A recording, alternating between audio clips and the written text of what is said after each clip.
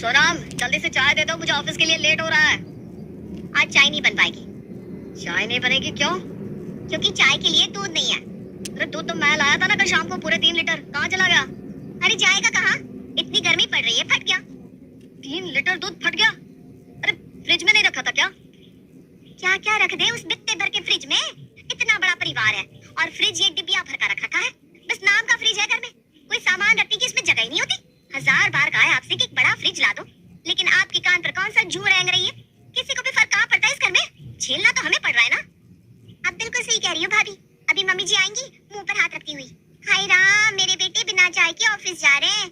ये सबको दिखता है इस घर में 3 लीटर दूध का नुकसान हो गया, लेकिन हम दोनों का जो दिन रात की नींद और चैन उड़ा हुआ है उसकी किसी को चिंता नहीं। अरे रात में भी नींद खुल जाए तो सबसे पहले मन में यही ख्याल आता है, कहीं फ्रिज से बाहर छूट गया सामान खराब तो नहीं हो गया। अरे काव्या, कल रात को तो मैंने रात में 1 बजे उठकर दूध उबाला था, लेकिन देख ले फिर भी फट गया। भाभी मैं तो कह रही हूँ, जब किसी को इस घर में फर्क ही नहीं पड़ता तो हम क्यों अपनी नींद खराब करें? मैं तो कल से बिल्कुल टेंशन लेने वाली नहीं हूँ, जो सड़ता है सड़े मेरी बला से। अरे 1 कप चाय क्या मांग ली तुम दोनों से? ऐसे ततैये की तरह आकर डंक मारने लगी जैसे तुम्हारे छत्ते में हाथ डाल दिया हो किसी ने।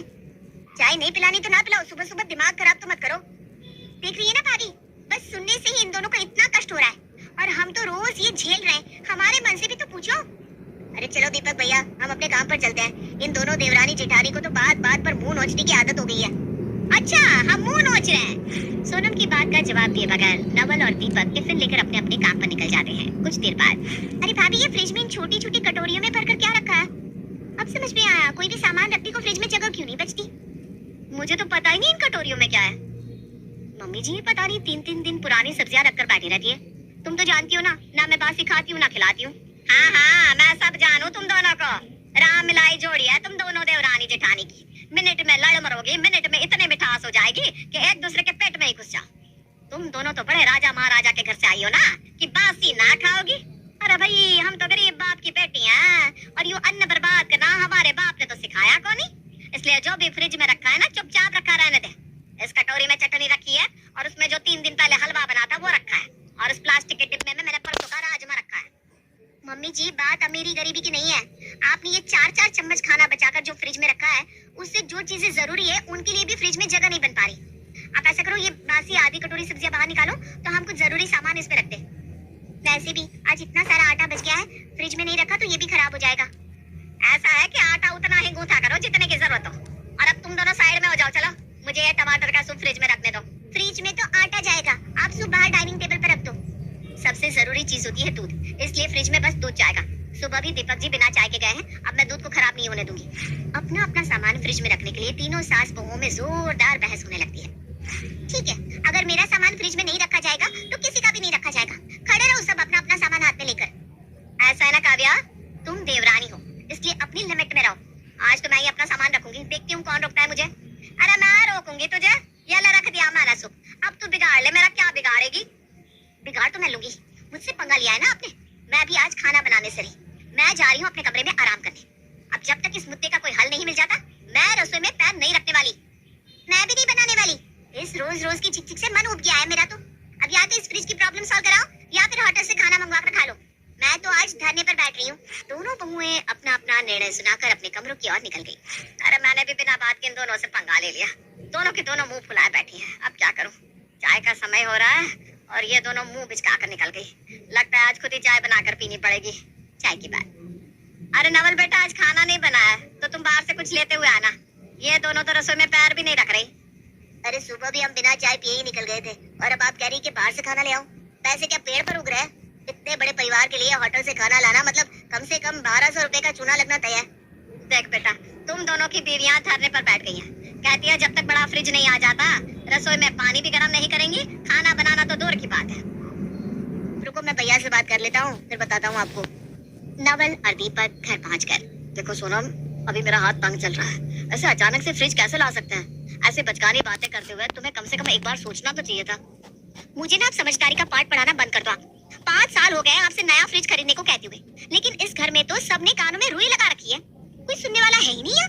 5 साल में परिवार में 3 नए बच्चे जुड़ गए, हम 6 से 9 हो गए, लेकिन आप लोग बड़ा फ्रिज नहीं ले पाए। भाभी मैंने तो सोच लिया है, अब तो डील होगी डील। फ्रिज आएगा तो खाना बनेगा, वरना नहीं बनेगा। दोनों देवरानी जेठानी के हठ देखकर दीपक और नवल घर से निकल जाते हैं। भैया, लगता है इस बार बात हाथ से बाहर निकल गई है। अब कुछ ना कुछ तो करना ही पड़ेगा। लेकिन सही बताओ तो इसी महीने टैक्स पे किया है। मेरी तो पहले ही कमर टूटी हुई है, अभी तो बिल्कुल जेब खाली है। सारी बात पैसों पर आकर ही तो अटक जाती है। अरे मैं भी तो सालों से इसीलिए टाल रहा हूँ ना, क्योंकि बड़े फ्रिज के लिए पैसे भी तो बड़े लगेंगे, और इतने रुपया अचानक कहाँ से लेकर आऊँ? ऐसा करते हैं, ईएमआई पर एक बड़ा सा फ्रिज ले लेते हैं। ये दोनों भी खुश हो जाएंगी और सुबह शाम की लड़ाई भी बंद हो जाएगी। और कहीं ना कहीं तो बात तो इन दोनों की ठीक ही है ना। हम 9-10 लोगों के परिवार में वो छोटा सा फ्रिज आखिर कब तक साथ निभाएगा? घर में फ्रिज का झगड़ा बंद करने के लिए दोनों भाई एक फ्रिज की दुकान में पहुंच जाते हैं और वहाँ पर जो उन्हें सबसे कुछ मीठा बना लो। बोला ना मैं खाने पर बैठी हुई हूँ, मीठा खट्टा कुछ नहीं बनाने वाली आज। अरे भाग्यवान, अगर मैं कहूँ कि तुम्हारा नया फ्रिज आ रहा है तब भी नहीं बनाओगी। क्या क्या बात कर रहे हो? फ्रिज आ रहा है? कहाँ है? रिक्शा वाला लेकर आता ही होगा, हम दोनों बुक करके आए हैं। सोना भाभी जल्दी आओ, हमारा फ्रिज आ रहा है। ऐसा करते हैं, कुछ स्पेशल बना लेते हैं। बहुत बड़ी खुशखबरी का दिन है वाकई आज तो। थोड़ी देर में रिक्शा वाला फ्रिज लेकर आता है। अरे भाभी, इतना बड़ा फ्रिज ले आए ये लोग तो। बाबा बाबा बाबा, हम मजा ही आ गया। और इसका फ्रीजर तो देखो कितना बड़ा है। मैं तो रोज इसमें आइसक्रीम जमाऊंगी। आइसक्रीम क्या, तुझे तो गर्मी भी बहुत लगती है ना, तो इसी में सो जाया करना। फ्रिज में कौन सोता है? कैसी बात करती हैं भाभी आप? मजाक कर रही हो, लेकिन सच्ची ये फ्रिज तो इतना बड़ा है कि हमारी सारी शिकायतें दूर हो गई। अरे अब तो मैं किचन के मसाले, मैदा, सूजी भी फ्रिज में ही रखूंगी। बार बार कीड़े पड़ने के कारण खराब हो जाते थे। हाँ भाभी, और मैं अपने लिपस्टिक और लिप बाम रखने के लिए भी फ्रिज में जगह बना लूंगी।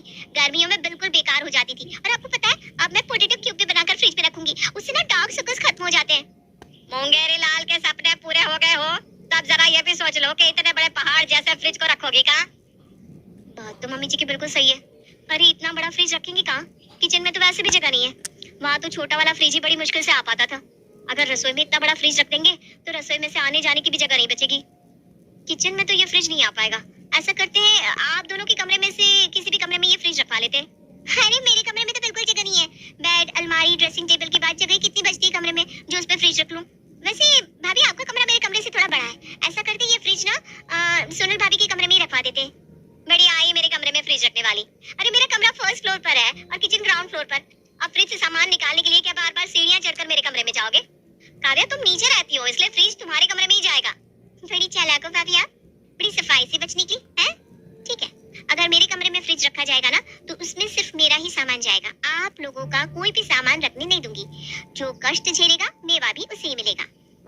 वैसे ना माँ जी, काव्या बिल्कुल ठीक कह रही है। उसके कमरे में जगह ही कहाँ है, और उसके कमरे में फ्रिज चला गया तो बच्चों को खेलने की भी जगह नहीं बचेगी। एक आइडिया है मेरे पास। आपके कमरे में तो कोई ज्यादा सामान भी नहीं है, क्यों ना फ्रिज आपके कमरे में रख दिया जाए। फ्रिज आपके कमरे में रहेगा तो किसी को डिस्टर्बेंस भी नहीं होगी। क्या मेरे कमरे में? बड़ी चालाक है दोनों की दोनों। खुद तो साफ बचकर निकल गई और पूरी की पूरी बाजी मेरी और घुमा दी। अब मुझे ऐसा फंसा दिया है कि मना भी नहीं कर सकती। अच्छा ठीक है, मुझे भला क्या एतराज हो सकता है, रख लो।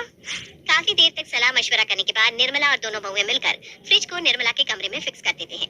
बड़ा फ्रिज आ जाने के कारण घर में सब बहुत खुश थे और सबने अपना अपना कुछ न कुछ सामान उसमें लाकर रख दिया।